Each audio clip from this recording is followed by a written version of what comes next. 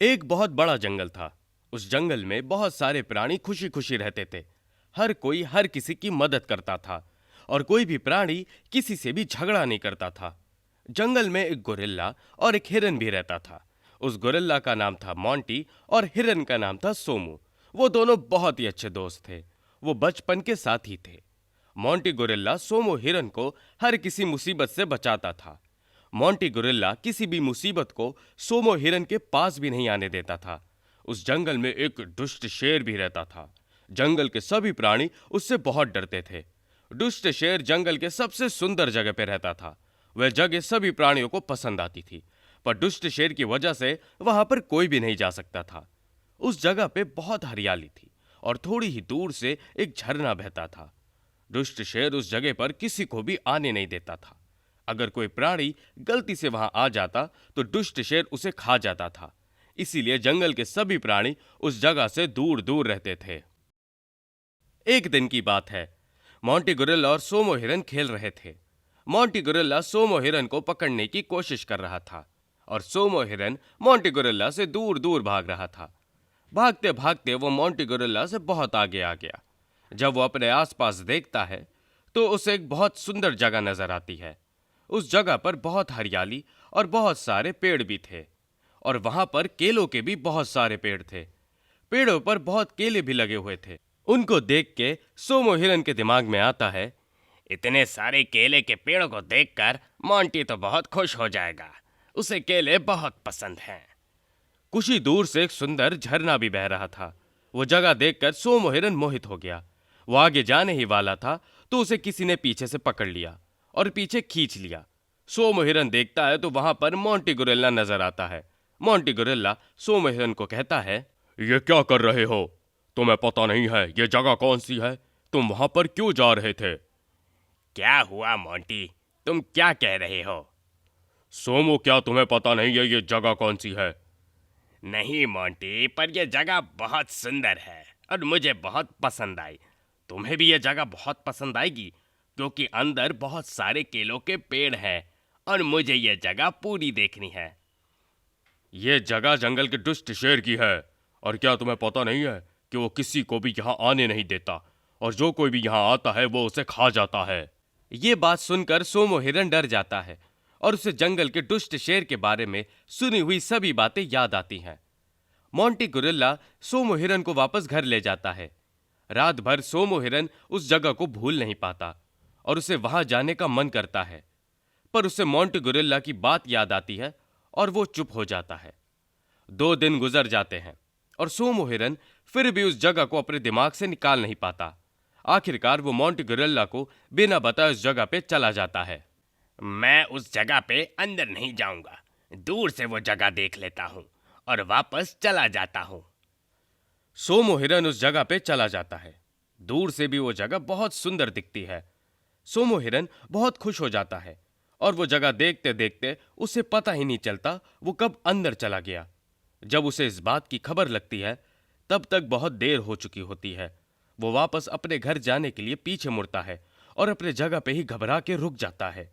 उसके पीछे दुष्ट शेर खड़ा हुआ उसे नजर आता है। दुष्ट शेर गुस्से में आकर सोमो हिरन की तरफ देखता है। क्या तुम्हें यह पता नहीं कि जंगल का कोई भी प्राणी इस जगह पे नहीं आ सकता? अगर कोई भी प्राणी यहाँ पर आ जाता है तो वापस वो अपने घर नहीं जा पाता। सोमो हिरन बहुत डर जाता है और कहता है, मुझे माफ कर दो, मुझे पता ही नहीं चला कि मैं कब यहाँ आ गया। मैं चुपचाप अपने घर वापस चला जाता हूँ। प्लीज मुझे कुछ मत करो, मुझे यहाँ से जाने दो। दुष्ट बहुत जोर से हंसने लगता है और कहता है, नहीं नहीं, अब तुम कहीं भी नहीं जा सकते। वैसे भी मुझे बहुत भूख लगी थी, अब मैं आराम से तुम्हें खाऊंगा। सोमो हिरन ये बात सुनकर जोर जोर से रोने लगता है। इधर जंगल में मोंटी गोरिल्ला सोमो हिरन को ढूंढ रहा होता है, पर उसे सोमो हिरन कहीं भी नहीं मिलता। मोंटी गोरिल्ला सोचता है, पता नहीं सोमू कहाँ चला गया, मैं उसको सुबह से ढूंढ रहा हूं। फिर मोंटी गोरिल्ला को एकदम से दिमाग में आता है, कहीं सोमू दुष्ट शेर की जगह पे तो नहीं चला गया। अपने दोस्त के बारे में सोचकर मोंटी गोरिल्ला बहुत दुखी हो जाता है और बहुत परेशान हो जाता है। उसे परेशान देख मोंटी गोरिल्ला के बाकी गोरिल्ला दोस्त उससे पूछते हैं। क्या हुआ मोंटी, तू इतना परेशान क्यों है? मोंटी गुरिल्ला उनको सब बात बता देता है। उसके दोस्त उसे कहते हैं, चिंता मत करो, हम कुछ करते हैं। और वो सब सोमो हिरन को बचाने का तरीका सोचने लगते हैं। तभी मोंटी के दिमाग में सोमू की बताई बात याद आती है कि कैसे वहां पर केले के पेड़ हैं। वो अपना आइडिया अपने दोस्तों के साथ शेयर करता है और सभी दुष्ट शेर की जगह के लिए निकल जाते हैं।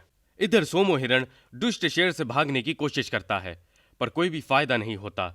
दुष्ट शेर आखिरकार सोमो हिरण को पकड़ लेता है। प्लीज प्लीज कुछ मत करो, मुझे मत खाओ, मुझे यहाँ से जाने दो। ऐसे कैसे जाने दूं? मुझे बहुत भूख लगी है और मैं आराम से तुम्हें खाऊंगा। दुष्ट शेर सोमो हिरन को खाने ही वाला होता है तो उसके सर पर जोर से केला आगे लगता है। दुष्ट शेर देखता है तो पेड़ पर बहुत सारे गुरिल्ला उसे नजर आते हैं। दुष्ट शेर को बहुत गुस्सा आ जाता है। वो सोमो हिरन को छोड़ देता है और कहता है, तुम सब यहाँ कैसे आए? तुम सबको मरना है, तुम सबकी इतनी हिम्मत? तब मोंटी गुरिल्ला कहता है, हम सबको यहाँ आने का कोई शौक नहीं है, तुम हमारे दोस्त को छोड़ दो और हम यहाँ से चले जाएंगे। दुष्ट शेर ये बात सुनकर जोर जोर से हंसने लगता है। नहीं, मैं यहाँ से किसी को भी जाने नहीं दूंगा, मैं इसको अभी खा जाऊंगा, साथ में तुम सबको भी खा जाऊंगा। और वो सोमो हिरण के पास जाने लगता है। तभी सभी गुरिल्ला पेड़ से केले निकालकर दुष्ट शेर को केले फेंककर मारने लगते हैं। दुष्ट शेर फिर भी सोमो हिरण की तरफ बढ़ता है। तभी उसका पैर केले के छिलके पर पड़ता है और दुष्ट शेर जोर से गिर जाता है। मोंटी गुरिल्ला और बाकी सभी गुरिल्ला शेर के ऊपर केले के पेड़ के पत्ते एक के ऊपर एक डाल देते हैं और उसके नीचे दुष्ट शेर दब जाता है। मोंटी गुरिल्ला मौका पाते ही सोमो हिरण को कहता है, सोमू भागो। सोमो हिरण मौका देखते ही जोर से वहां से भागने लगता है और सभी गुरिल्ला भी वहां से निकल जाते हैं और अपने घर आ जाते हैं। सोमो हिरण मोंटी गुरिल्ला को पकड़कर जोर से रोने लगता है और कहता है, मोंटी, मुझे माफ कर दो, मैं उस जगह पे तुम्हें बिना बताए चला गया, मुझे माफ कर दो। तुम्हें अपना ध्यान रखना चाहिए सोमो, अगर तुम्हें कुछ हो जाता तो मैं क्या करता? आगे से ऐसा मत करना। सोमो हिरन रोने लगता है। फिर मोंटी गुरिल्ला उसे अपने गले से लगा लेता है। दोस्तों, इस स्टोरी से हमें यह सबक मिलता है कि अपने दोस्त को मुसीबत में कभी भी अकेला नहीं छोड़ना चाहिए और मुसीबत में आए हुए दोस्त की हमेशा मदद करनी चाहिए। गोल्डन ऊंट और साधु बाबा। एक बड़ा जंगल था। उस जंगल में हर तरह के प्राणी रहते थे। भालू, शेर, लोमड़ी, बंदर और चीता। उन सब में एक ऊंट भी था। वो शरीर का तो बहुत ऊंचा था, पर उसका नाम था छोटू। इसी वजह से जंगल में कुछ प्राणी उसे बहुत चिढ़ाते थे। छोटू ऊंट को देख के सोनू चीता बोला, अरे अरे, वो देखो, लंबा सा छोटू जा रहा है। चिंटू बंदर बोला, अरे छोटू, तो कब बड़ा होगा रे? अरे नहीं नहीं, तू और कितना बड़ा होगा रे? ये कह के सब हंसने लगते हैं। तभी डब्बू भालू आता है और कहता है, अरे जाने दो, वो छोटा है और हम छोटे लोगों के मुंह नहीं लगते। जा यार, तू जा काम कर अपना। ये सब सुनकर छोटू ऊंट बहुत दुखी हो जाता है। वो चलते चलते जंगल के बाहर गांव के पास आ जाता है। वो बहुत उदास होता है। तभी उसे साधु बाबा मिलते हैं। वो कहते हैं, अरे क्या हुआ, तुम इतने उदास क्यों हो? छोटू ऊंट पलट कर देखता है तो कोई साधु बाबा उससे बात कर रहे थे। छोटू ऊंट बोला, आपको कैसे पता चला कि मैं उदास हूं? मुझे भगवान का वरदान प्राप्त है, इसीलिए मुझे सब पता है। क्या, सच में? हाँ, मुझे सब पता है, कैसे तुम्हें जंगल के कुछ प्राणी परेशान करते हैं। छोटू ऊंट ये सब सुनकर रोने लगता है। साधु बाबा बोले, रो मत, मुझसे तुम्हारा ये दुख देखा नहीं जा रहा। तभी वो साधु बाबा कुछ मंत्र पढ़ने लगते हैं और छोटू ऊंट पर हाथ रख देते हैं। बहुत तेज हवा आने लगती है। छोटू ऊंट ये सब देख के डर जाता है। छोटू ऊंट बोला, अरे ये सब क्या हो रहा है? और तभी छोटू ऊंट के शरीर से तेज लाइट निकलती है और एकदम से सब कुछ शांत हो जाता है। छोटू ऊंट आंखें खोलकर देखता है तो वो पूरा सोने का बन चुका होता है और बहुत चमक रहा होता है। खुद को सोने का बना हुआ देख के छोटू ऊंट बहुत खुश हो जाता है और कहता है, आपका बहुत बहुत धन्यवाद साधु बाबा। मेरा वैसा रूप देखकर कोई भी मुझे नहीं छुड़ाएगा। बस इतना ही नहीं, मैंने तुम में बहुत सी शक्तियां भी डाली हैं जो तुम वक्त आने पर इस्तेमाल कर सकते हो, लेकिन याद रहे उनका गलत इस्तेमाल मत करना। ठीक है साधु बाबा, अब मैं चलता हूं। ये कहकर छोटू ऊंट मुस्कुराते हुए जंगल वापस आ जाता है। रास्ते में उसे सब प्राणी चकित होकर देखते रहते हैं। हाथी, शेर, हिरन, हायना, लोमड़ी, मोर, उसे कोई नहीं पहचान पाता। जंगल में कभी भी किसी ने इतना सुंदर प्राणी नहीं देखा था।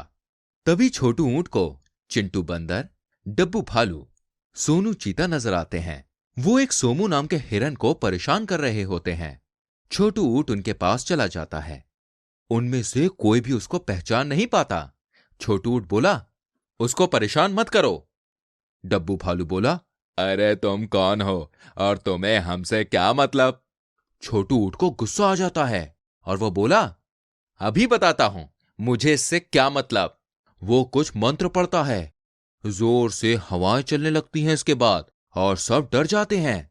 तभी छोटू ऊंट चिंटू बंदर पर हाथ रखता है तो उसकी पूंछ बहुत लंबी हो जाती है।